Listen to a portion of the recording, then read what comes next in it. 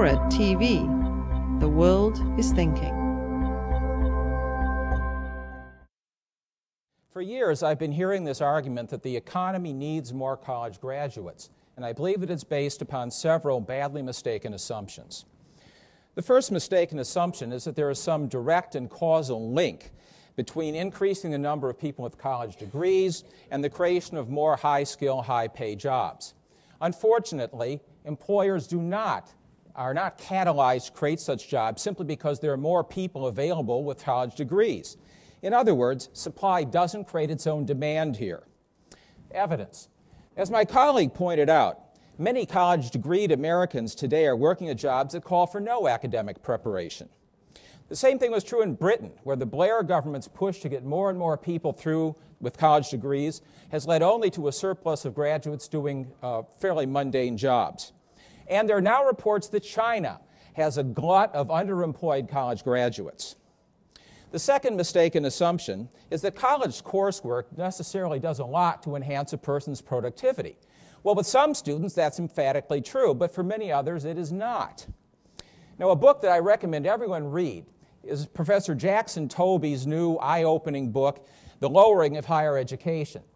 Tobey has taught sociology at Rutgers since 1951, and he observes that over the decades, as we've expanded higher education, we have increasingly drawn in students who are very weak, underprepared, and unmotivated. Consequently, we've trashed our academic standards. Many young people now enter college with amazingly poor skills, and they graduate with hardly any benefit.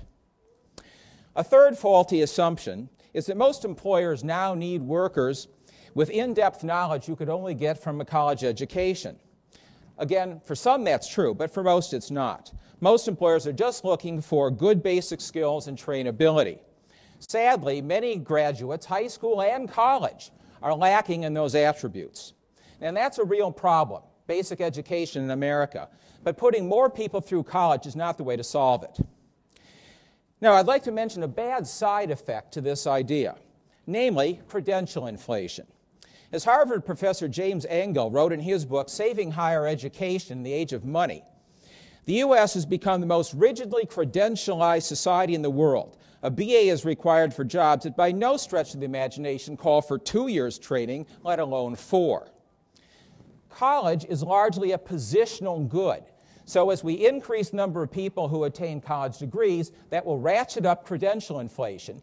And the problem with that is it shuts out a lot of people who don't have college degrees from perfectly good jobs they could do.